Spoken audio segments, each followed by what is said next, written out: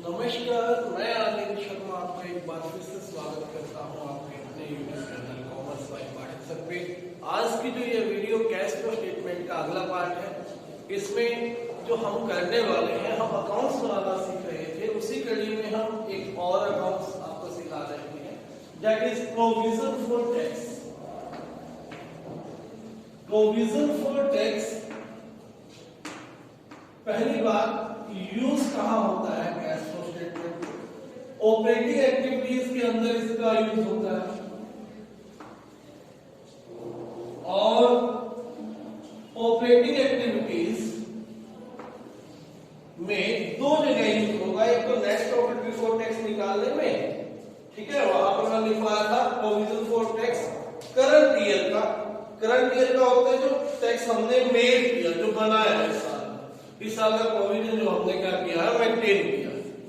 और एक होता है टैक्स पेड, जो पिछले साल बनाया था लेकिन पे इस साल किया, ठीक है। यानी कि प्रोविजन जो टैक्स पे करने का हमने बनाया वो पिछले साल बनाया गया, पे इस साल गया तो कैश इस साल गया। इस साल जो बनाएंगे वो अगले साल, ठीक है बात। तो आइए हम इससे रिलेटेड सीखेंगे कि प्रोविजन फॉर टैक्स का करना है। यदि क्वेश्चन में सीधा प्रोविजन फॉर टैक्स 2018 का और 2019 का दे रखा है तो हम करंट ईयर वाला ऊपर मेड मान के ऐड कर देते हैं, प्रीवियस ईयर वाला क्या कर देते हैं नीचे, ऑपरेटिंग में नीचे क्या कर देते हैं, माइनस कर देते हैं। लेकिन कई बार क्या होता है कि वो दो बैलेंस तो होते ही होते हैं, साथ में एडजस्टमेंट में भी इनकम टैक्स से रिलेटेड कुछ आइटम दे दी जाती है, ठीक है। ये अकाउंट आपको तब बनाना पड़ेगा जब इनकम टैक्स से रिलेटेड या टैक्स से रिलेटेड आपको एडजस्टमेंट दी गई। तो प्रोविजन है तो एक्टिविटी डेप्रिसिएशन की तरह है, इसका क्रेडिट बैलेंस होगा बाय बैलेंस ब्रॉट डाउन और टू बैलेंस क्लोज डाउन या कैरी डाउन। अब ओपनिंग बैलेंस है, प्रोविजन इंक्रीज होगा तो क्रेडिट साइड लिखा जाएगा और डिक्रीज होगा तो डेबिट साइड लिखा जाएगा, ठीक है। प्रोविजन मेड करेंगे तो यहां आएगा by statement of profit and loss account, provision made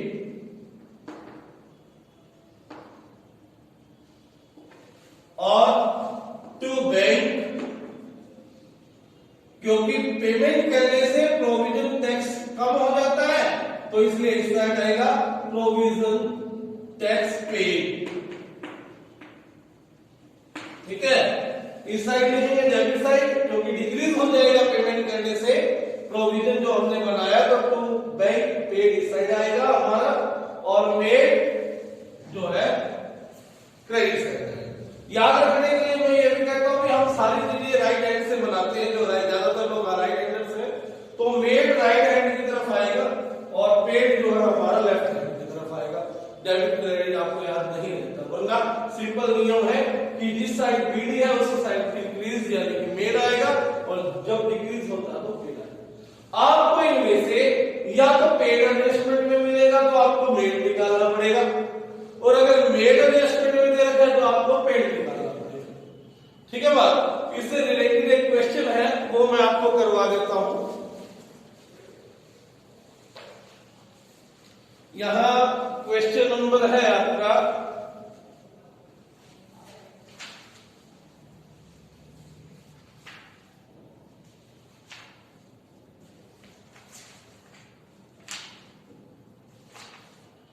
provision for tax से रिलेटेड आपको दिया गया है यहां पर 37 प्लस नंबर 37, ठीक है। प्रोविजन फॉर इनकम टैक्स 2017 का ओपनिंग बैलेंस है 2,10,000,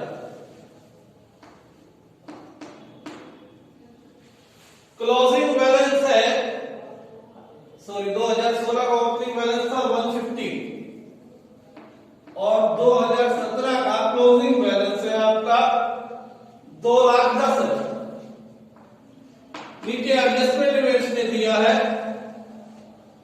कि टैक्स मेड दिया है तो मेड आएगा यहां 2,35,000, ठीक है। तो 3,85,000 साइड आ गया। 385 में से 210 माइनस कर देंगे, बैलेंसिंग फिगर हमारा यहां आ जाएगा। क्या आ जाएगा? 1,75,000 रुपए। ये आ गया हमारा टैक्स पेड, ठीक है। जो ये पेड है ये तो नीचे operating profit after working capital changes जो आ जाता है उसके बाद माइनस किया जाएगा, और मेड जो है ये ऊपर क्या किया जाएगा? ऐड किया जाएगा। ये ध्यान रखना है। ये था आपका प्रोविजन फॉर टैक्स से रिलेटेड एडजस्टमेंट, ठीक है। प्रोविजन फॉर टैक्स अकाउंट्स आपको बनाना आना चाहिए, ठीक हो गई। एक आइटम है प्रपोज डिविडेंड। अगला इसमें बता दूं मैं, इस वीडियो में हम छोटी छोटी चीजें कवर करेंगे और साथ में फाइनेंसिंग का फॉर्मेट भी कवर करेंगे।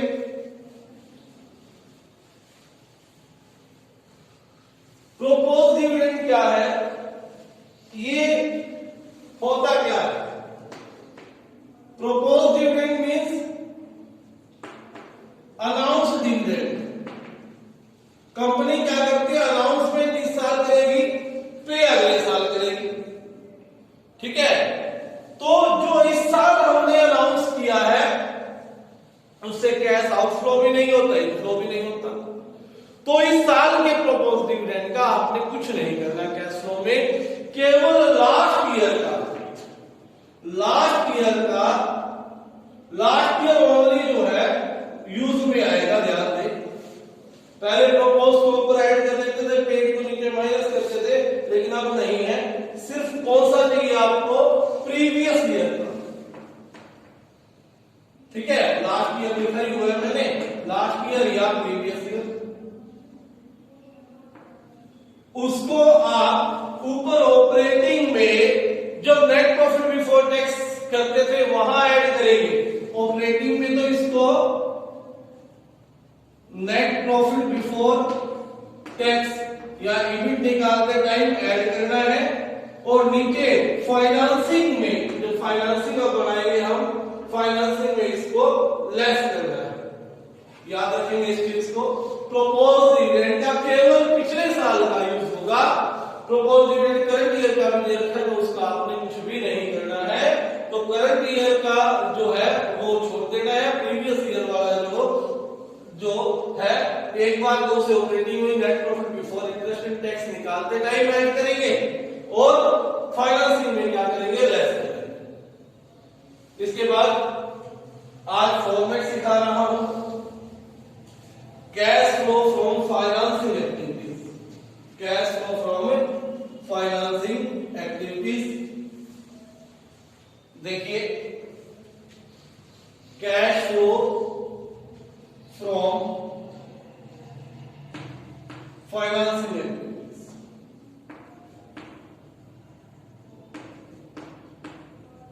इसका फॉर्मेट सीखेंगे।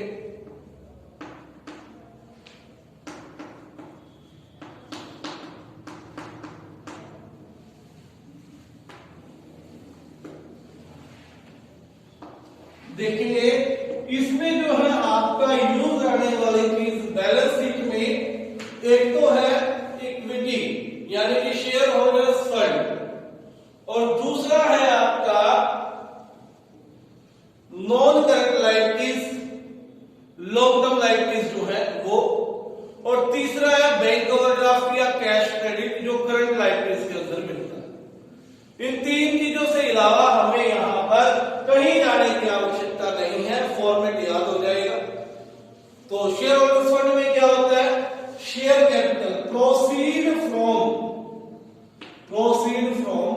यानी कि प्रोसीड मतलब प्राप्त हुए, फ्रॉम किससे? इश्यू ऑफ न्यू शेयर्स, नए शेयर्स को इश्यू करने से प्राप्त हुई राशि, ठीक है। अब ये प्रेफरेंस भी हो सकते हैं और इक्विटी शेयर्स भी हो सकते हैं। प्रेफरेंस शेयर्स भी हो सकते हैं, इक्विटी शेयर्स भी हो सकते हैं।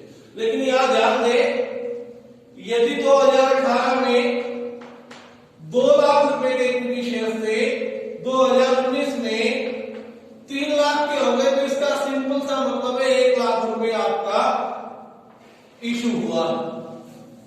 ठीक है, अब यहां पर यह भी हो सकता है कि ये शेयर प्रीमियम में हो और प्रीमियम रिजर्व एंड सरप्लस के अंदर मिलेगा, तो रिजर्व एंड सरप्लस के अंदर जो प्रीमियम है उसको आपने ऐड कर लेना है। अगर उसने कहा 10% प्रीमियम पर था तो 10,000 ऐड हो जाएगा, 1 हो गया।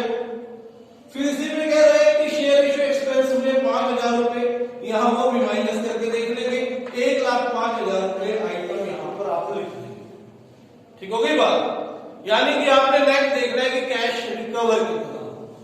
इसी तरह से proceed from long term liabilities या non current liabilities, non current liabilities, non current liability कोई भी हो, चाहे उसमें आपके डिबेंचर्स हैं या फिर आपके बैंक लोन है या फिर पब्लिक डिपॉजिट है, कोई भी होगा चाहे। ठीक है, अगर आपने वो लिया है, लोन लिया है या डिबेंचर्स इश्यू करके पैसे आए हैं तो उसे भी क्या कर देना है, ऐड कर देना है, क्योंकि फाइनेंस आ रहा है। तीसरा, प्रोसीड फ्रॉम बैंक ओवरड्राफ्ट, यदि आपने करंट पीरियड में बैंक ओवरड्राफ्ट का भी यूज किया है, यानी कि ओवरड्राफ्ट भी आपने लिया है, उसकी बेनिफिट भी लिया है, तो भी आपने इसको यहां पर ऐड कर देना है, क्योंकि आपके पास क्या आया है, कैश आया है। ओवरड्राफ्ट को कैश क्रेडिट के नाम से भी जानने लगे हैं। ठीक है, इसी तरह से ये तो पैसा आया, अगर रीपेमेंट होती है, रीपेमेंट या रिडम्पशन ऑफ प्रेफरेंस शेयर्स, अगर हमने रिडम्पशन की है प्रेफरेंस शेयर्स की, रिडम्पशन मतलब रीपेमेंट, उनके पैसे वापस किए।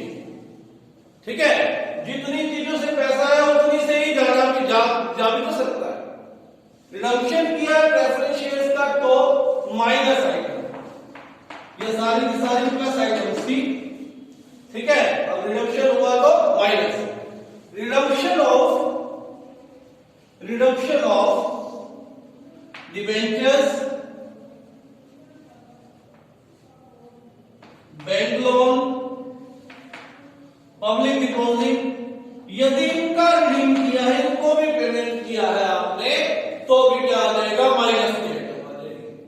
ठीक हो गई बात। और तीसरा, redemption of bank overdraft, redemption of bank overdraft, अगर बैंक ओवरड्राफ्ट को पे किया है तो वो भी माइनस की आइटम आ जाएगी।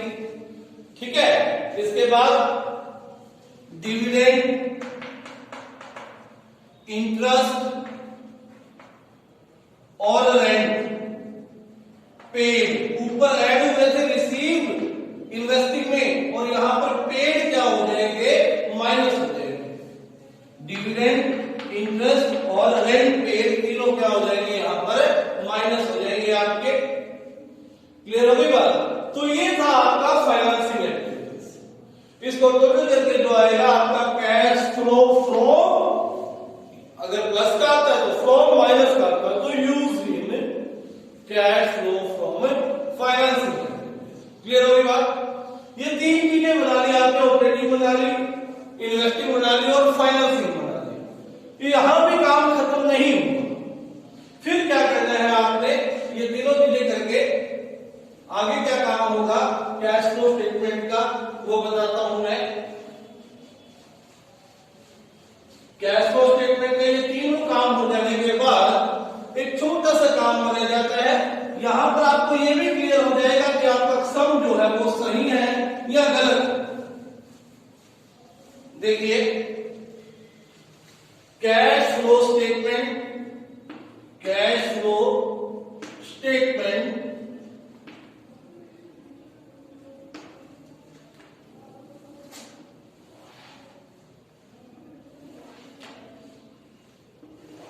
देखिए, आपने क्या करना है, आपका कुछ cash flow from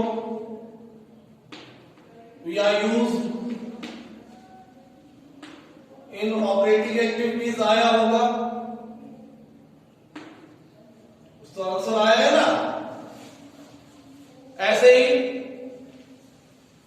cash flow from use in investing activities आया होगा, कुछ तो आया नॉर्मली इस कॉलम में होता है, वो भी यहां लिखेंगे, लिखा होगा क्योंकि आपने निकाला है। ऐसे ही कैश फ्लो या फ्रॉम या यूज इन फाइनेंसिंग एक्टिविटी होगा, ठीक है। इसे ए लिखते हैं, इसे बी लिखते हैं और इसे सी लिखते हैं, ए बी सी लिखेंगे इसको, ठीक है, स्टेटमेंट के अंदर। फिर यहां लिखेंगे या तो तीनों को ऐड करके प्लस का आएगा या माइनस का आएगा। अगर प्लस का आया तो फ्रॉम, माइनस का आया तो यूज, ठीक है। यानी कि अगर प्लस का आया तो नेट कैश जनरेटेड, अगर माइनस का आया तो नेट कैश यूज्ड। कैसे? ए प्लस बी प्लस सी, जो ए आया था उसमें बी ऐड कर दिया, उसमें फिर क्या किया, सी ऐड कर दिया, नेट आ गया। अब क्या करेंगे, ऐड करेंगे। ऐड क्या करना है, cash and cash equivalent, cash and cash equivalent, ठीक है, at the beginning, at the beginning, जो स्टार्टिंग में कैश एंड कैश इक्विवेलेंट है वो आपने ऐड कर लेना है, और फाइनली जो आएगा उसे क्या कहेंगे, वो क्या आएगा आपका, आपने चेक कर लेना है, cash and cash equivalent at the and, eight the and. यानी कि ओपनिंग में को आपको ऐड करने के बाद, इन सबको ऐड करने के बाद अगर आप opening cash and cash equivalent add करेंगे तो लास्ट में क्या मिल जाएगा आपका, cash and cash equivalent at the end मिल जाएगा। ठीक हो गई बात, क्लियर। अब क्वेश्चन ये आता है कि कैश एंड कैश इक्विवेलेंट क्या है, क्या है कैश एंड कैश इक्विवेलेंट। वैसे तो मैंने बताया था बैलेंस शीट वाले चैप्टर में, यहां क्लियर कर देता हूं। कैश एंड कैश इक्विवेलेंट में क्या क्या चीजें आपने लिखनी है, एक तो कैश बैलेंस और एक बैंक बैलेंस। यदि ओवरड्राफ्ट नहीं है, ओवरड्राफ्ट को यहां नहीं ले रहे हैं, ध्यान दें, ठीक है। ओवरड्राफ्ट किस में चला गया, फाइनेंसिंग में चला गया। माइनस में बैंक बैलेंस है, you need not to take, आपको लेना नहीं। उसके बाद करंट इन्वेस्टमेंट्स, करंट या मार्केटेबल इन्वेस्टमेंट अगर दी गई है क्वेश्चन में, वो भी आपने ऐड कर लेना है। इन तीनों को ऐड करने से जो आता है आपका, वो क्या आता है, कैश एंड कैश इक्विवेलेंट। ठीक है, बात क्लियर हो गई। तो ये था आपका आज का फाइनेंसिंग, कुछ अकाउंट्स। अब एक दो क्वेश्चंस जो है जरूर ट्राई करेंगे हम, कल वाली वीडियो में एक क्वेश्चन ट्राई करके दिखाऊंगा मैं आपको, ठीक है। और फिर आपका ये चैप्टर जो है फिनिश हो जाएगा। आज के लिए इतना ही, धन्यवाद। सिर्फ प्रैक्टिस वीडियो बाकी रह गई, इसमें जो बेस था इसका वो सारा क्लियर है। प्रैक्टिस के लिए एक या दो क्वेश्चन जैसा भी मुनासिब होगा मैं सोल्व करके आपको दिखाऊंगा। अब आप क्या कर सकते हैं, इसको पूरे को अपने एंड पर सोल्व कर सकते हो, प्रॉब्लम्स मेरे साथ डिस्कस कर सकते हो। एक जो वीडियो रहेगी वो सिर्फ प्रैक्टिस के लिए रहेगी, आप भी प्रैक्टिस करेंगे। धन्यवाद, ठीक है। चैनल